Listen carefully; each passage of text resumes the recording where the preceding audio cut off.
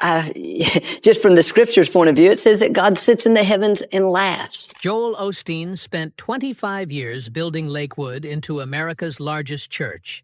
Then, in one horrific afternoon, everything changed. A woman with a history of mental illness brought a gun in church and started shooting. But that wasn't Osteen's only crisis. From a $4.4 million COVID loan controversy to accusations of exploiting his ministry for profit, this is the story of how America's most famous pastor faced his darkest days. Joel Osteen was born on March 5, 1963, in Houston, Texas. He was the fifth of 6 children in his family. At the time of his birth, his father, John Osteen, had gone through a huge change in his faith. In 1958, John experienced something he called the baptism of the Holy Spirit. It completely shifted how he saw religion. He left the Southern Baptist Church and started something new. On Mother's Day in 1959, John founded Lakewood Church. The church was small at first, with only 90 people meeting in an old feed store. Joel grew up watching his parents build the church with hard work and determination. By the late 1970s, the church had grown to over 5,000 people, making it one of the largest in Houston. As a child, Joel was very different from his father. John was bold and full of energy, preaching with passion, while Joel was shy and liked to stay out of the spotlight. He wasn't the kind of person you'd expect to lead a big church. When he turned 17, Joel didn't follow the usual path of becoming a preacher. Instead, he went to Oral Roberts University in Oklahoma to study radio and television. But after just 1 year, he dropped out and went back home. He wanted to help his father grow Lakewood's television ministry. That decision would shape his future in ways no one could have predicted. For 17 years, Joel stayed behind the scenes. He helped his father grow the church's TV broadcasts and made sure everything ran smoothly. But he had no desire to preach. Joel was shy and felt nervous speaking in front of people. Plus, he thought his father was so good at preaching that he could never match him. Even when John encouraged him to try, Joel always said no. He was happy staying in his comfort zone, working behind the camera. Everything changed in January 1999. John was in the hospital and couldn't deliver the weekly sermon. Joel finally agreed to preach for the first time. He was nervous, but felt like he had to do it. Just 6 days later, John passed away unexpectedly. At 35, Joel suddenly found himself in charge of Lakewood Church. He didn't feel ready, and many people wondered if he could handle it. Even Joel doubted himself at first. But Joel didn't give up. A Bible verse inspired him. David served God's purpose in his own generation. This gave Joel the confidence to lead in his own way. Instead of trying to be like his father, he focused on what he was good at, speaking with a calm, positive, and relatable style. People loved it. The church started growing fast. By the end of the year, more services were added because so many people wanted to attend. Lakewood's TV broadcasts also expanded, reaching millions of homes.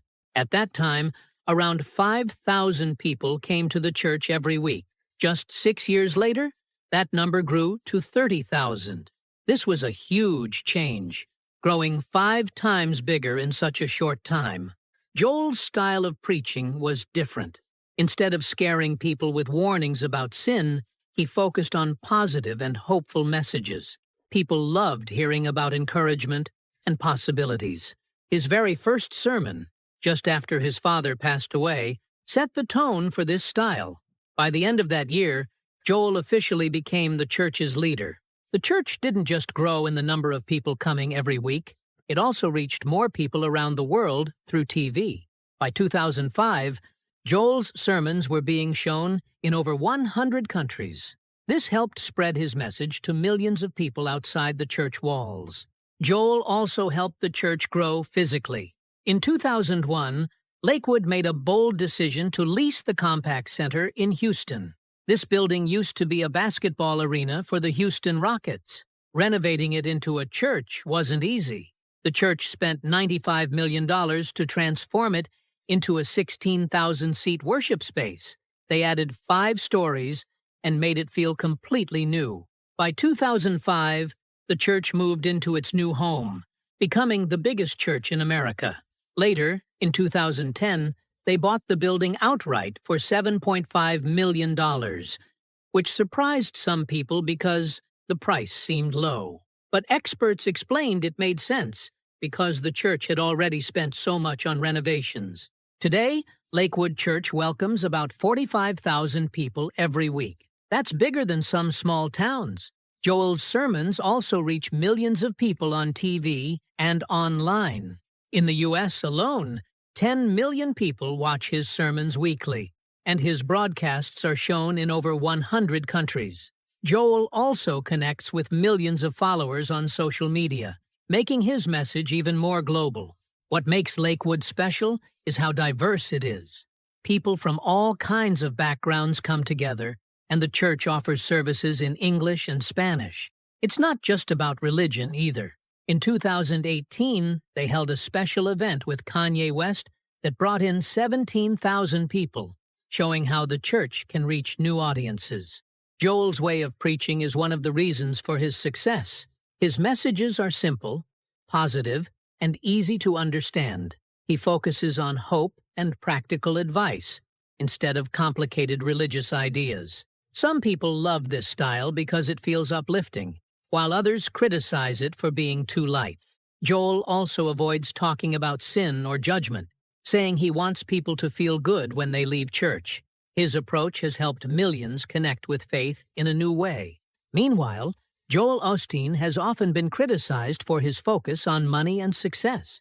Many people say his prosperity gospel teachings are more about being rich than about real Christian values. Osteen became the church leader in 1999, and since then, his message has been that God wants people to succeed in life, including financially. His book, Your Best Life Now, published in 2004, tells readers to think positively and expect blessings. He wrote that believers should stop thinking small and start expecting promotion and supernatural increase. Critics argue this is not what Christianity is really about. The Bible often talks about giving up material wealth and focusing on spiritual things instead. For example, in the book of Luke, Jesus tells people to give up everything you have. Osteen's sermons also avoid topics like sin and repentance, which are central to traditional Christianity. Instead, he uses a self-help style that is optimistic but leaves out important parts of the gospel.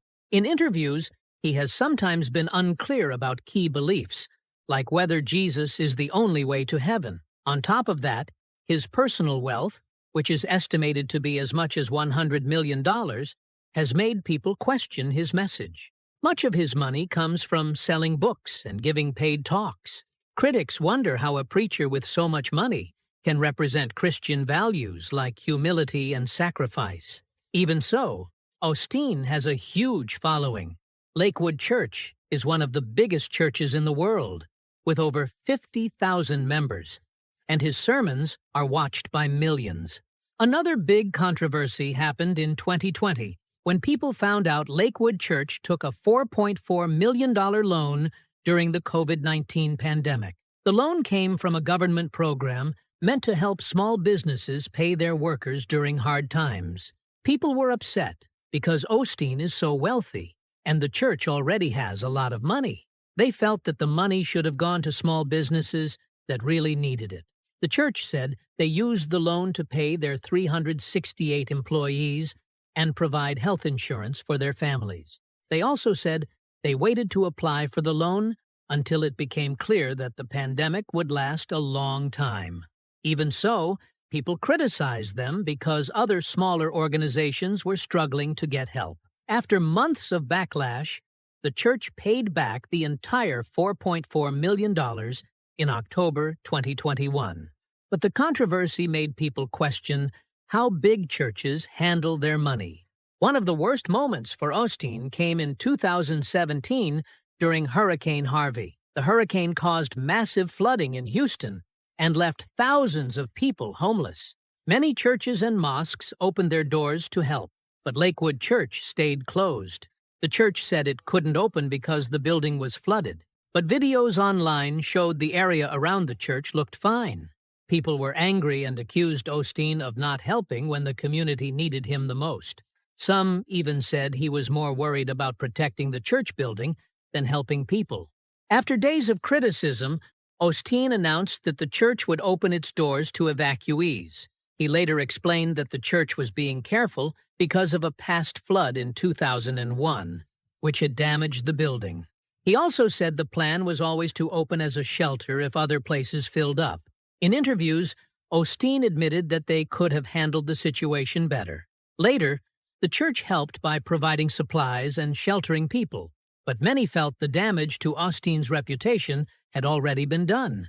People saw the delayed response as a failure of leadership and a lack of compassion. On February 11, 2024, something unimaginable happened at Lakewood Church. It was just a normal Sunday afternoon when 36-year-old Janesse Yvonne Moreno walked into the church with a rifle in her hands and her 7-year-old son by her side. She wore a long trench coat and carried an AR-15-style gun. The security guard at the entrance, who wasn't armed, let her inside. What followed changed the church forever. As soon as Moreno entered, she started shooting in the hallway. She also threw some kind of substance on the floor and shouted that she had a bomb. The sound of gunfire echoed through the church, and it was even heard on the live stream being broadcast at the time. It caused panic everywhere. Investigators later found something chilling. The rifle she used had the word Palestine written on it, and anti-Semitic writings were found in her belongings. This made people wonder if her actions were driven by hate. On top of that, Moreno had a history of mental illness. In 2016, she was placed under emergency detention for mental health issues. Yet, in December 2023, she was able to legally buy the gun. This raised serious questions about how she got it.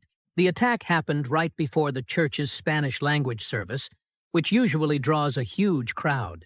It seemed like the timing wasn't random, adding more fear to the situation. 2 off-duty officers working as security didn't waste time. One was a Houston police officer, and the other worked for the Texas Alcoholic Beverage Commission. They confronted Moreno and exchanged gunfire with her. It was a terrifying shootout, with over 30 shots fired in just minutes. By 2:07 p.m., Moreno was shot and killed. Her attack ended before she could get into the main sanctuary, which was a relief for everyone. But the tragedy didn't end there. Moreno's 7-year-old son was caught in the crossfire. He was shot in the head and rushed to the hospital in critical condition. It's still unclear whether his mother accidentally shot him or if it happened during the gunfight.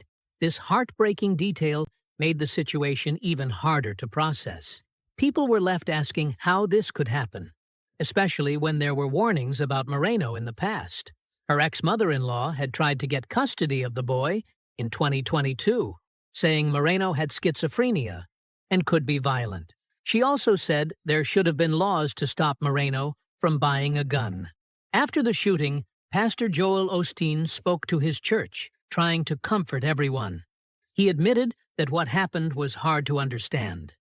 "We don't know why these things happen," he said, "but we know God is in control." His message was about staying strong and keeping faith. During the next Sunday service, he told everyone, "Fear will not win. Faith will win." He thanked the security team and the officers for stopping the shooter before she could do more harm. He also asked people to pray not only for the victims, but for Moreno and her family. His words showed compassion, even for someone who had caused so much pain. This shooting changed how people see churches. Before, churches were places people thought were peaceful and safe. Now, many feel anxious about going. A survey showed that 37% of regular churchgoers feel nervous about attending services after what happened. It's not just about feeling safe, it's also about how this fear is breaking the sense of community that churches are supposed to build. The people of Houston showed incredible support after the shooting. Within hours, over 2,000 people gathered outside Lakewood Church for a vigil. They lit candles, sang hymns, and prayed together. People from all faiths came to show love and unity. Local businesses also helped. Over 50 restaurants gave free meals to the church staff and volunteers. Mental health organizations offered free counseling to anyone affected by the tragedy. Blood donations went up by 300% in just 3 days, with many donors saying the shooting motivated them to help. Something unexpected also happened. After the shooting, church attendance in Houston went up. Many churches reported 20 to 30% more people coming to services. It seems that in hard times, people turn to faith and community for comfort and strength. The shooting also started a big debate about guns and safety in churches. The shooter legally bought her weapon, even though she had mental health problems. Some people say this shows the need for stricter rules, like better background checks and mental health screenings. Others argue that having armed security at Lakewood proves the good guy with a gun idea works, and that stricter laws wouldn't stop these kinds of attacks. Meanwhile, Joel Osteen and his ministry have faced many challenges and criticisms over the years, especially related to legal and financial matters. One of the most notable incidents happened in 2011, when musicians Richard Kupalo and John Emanuel sued Osteen, his wife Victoria, and Lakewood Church. They claimed the church had illegally used their song "Signaling Through the Flames" in advertisements for Osteen's DVD Supernatural. The musicians said Lakewood Church had a license to use the song for a year, but after it expired in February 2011, the church kept using it without permission.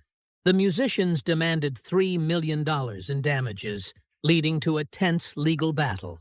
Lakewood Church's spokesman, Don Iloff, dismissed the lawsuit as unreasonable, saying the song was just 1 minute of background music.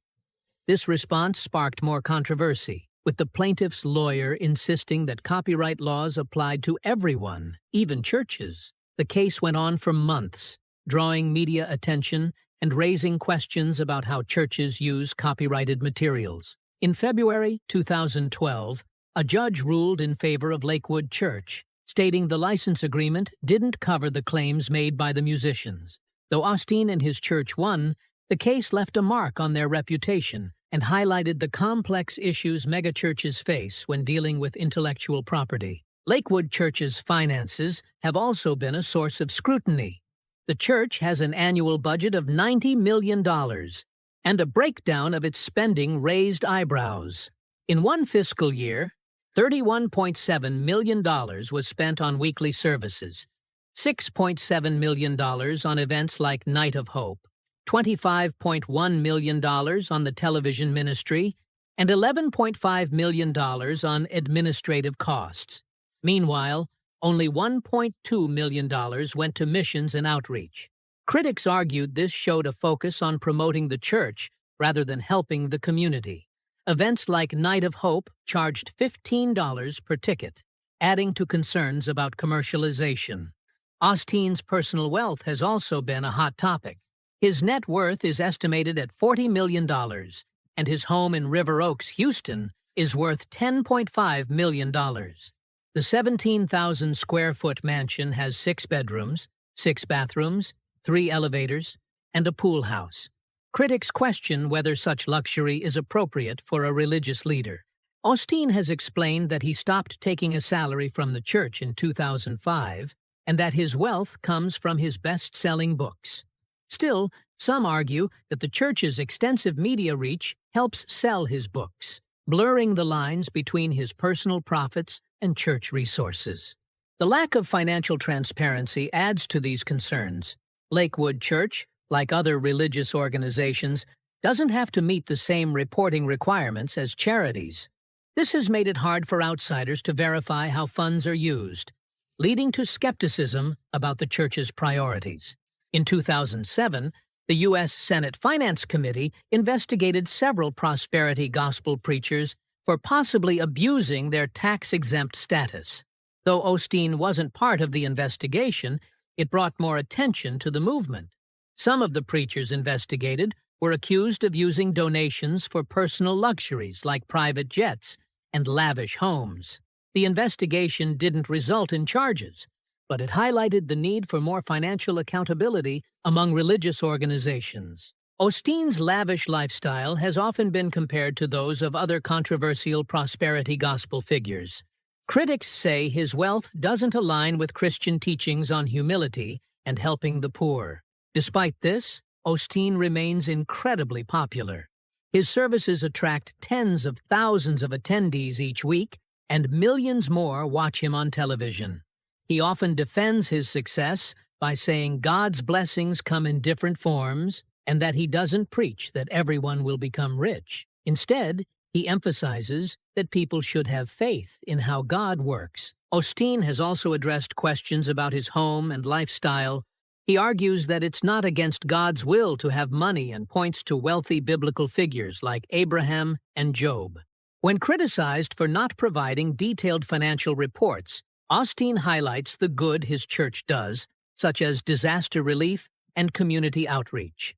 However, the lack of transparency continues to raise doubts and spark debates about the role of money in modern religious institutions. Joel Osteen's life is full of interesting stories, both personal and financial. He married Victoria Eloff on April 4, 1987, and they've been partners in life and ministry ever since. Victoria was born on March 28, 1961, in Huntsville, Alabama. She didn't just stay in the background, she became a co-pastor at Lakewood Church, standing right beside Joel in their work. They have 2 kids, Jonathan, born in 1995, and Alexandra, born in 1998. Both grew up surrounded by their parents' church life and later joined in. They even formed a band together called LYA, short for Lakewood Young Adults. The band makes upbeat worship music to connect with young people. They released their first song, Feelin', in 2016 and followed it up with an EP in 2019 called In the Name, Volume 1. When it came time for college, Jonathan and Alexandra surprised many people.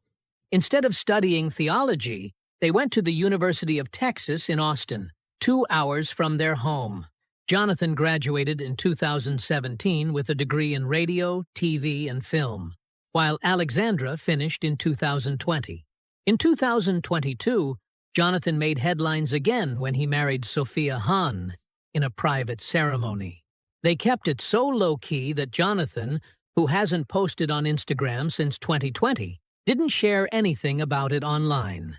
Joel's money has also been a hot topic. He says he hasn't taken a salary from Lakewood Church since 2005. Instead, he earns his income from his books and other products, like calendars and inspirational guides. His books are so popular that he's made millions from them. Lakewood Church itself runs on a huge budget, about $70 million a year. In December 2023, the church paid off a $100 million loan, which amazed some people and made others question how they manage their money. Joel Osteen has become one of the most famous pastors in the world, and his story shows how he connected with millions of people. His first book, Your Best Life Now, came out in 2004 and was a huge hit. It sold more than 4 million copies and stayed on bestseller lists for over 2 years. People loved the book because it was simple, positive, and gave hope to anyone who read it. After that, he wrote more books like Become a Better You in 2007 and It's Your Time in 2009, which were also very popular. His books have been translated into over 50 languages, so people from countries like China, India, and Brazil could read them too. The money from these books was so much that Joel stopped taking a salary from his church in 2005 and lived only on his book earnings. Joel's sermons aren't just popular in church, they're on TV too. His weekly messages are watched by more than 10 million people in the U.S. But what really made him famous was being on shows like The Oprah Winfrey Show in 2007. Oprah introduced him to an even bigger audience, and they worked together on other projects, like a live event at Joel's church in 2012 that millions watched. He also appeared on shows like Good Morning America and Larry King Live, where he talked about faith and everyday issues. Joel even showed up in unexpected places, like Tyler Perry's sitcom in 2016, where he played himself, and on Jimmy Fallon's Late Night Show in 2013, where he joked around and showed his fun side. Social media made Joel even more popular. By 2025, he had over 10 million followers on Facebook, 8.5 million on Twitter, and 5.7 million on Instagram. Every day, he posts short, positive messages that people love to share. For example, one Facebook post in 2024 got over 500,000 likes in just one day. During tough times, like in 2023 when the economy was struggling, his message about staying strong was shared over 1 million times and became a trending topic. He also does live sessions on Instagram, answering people's questions and giving them hope. His team even got noticed by Facebook for how good they are at building a strong online community. Even though Joel is so famous, he still works hard as a pastor. His church, Lakewood, has over 50,000 people attending every week, and Joel gives 2 sermons every Sunday. He arrives early to prepare and meet people, showing how much he cares. His wife, Victoria, helps him as a co-pastor, and other pastors at the church manage the daily work. Joel also started big events called America's Night of Hope, where he speaks to thousands in stadiums around the country.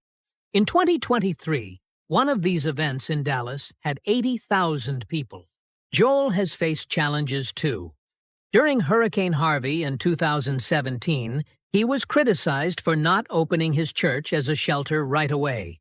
But he quickly responded, housing hundreds of people and helping thousands more with supplies. This showed how he uses his fame to make a real difference when it's needed most. Joel Osteen's life is about spreading hope, whether through his books, TV, social media, or in-person sermons.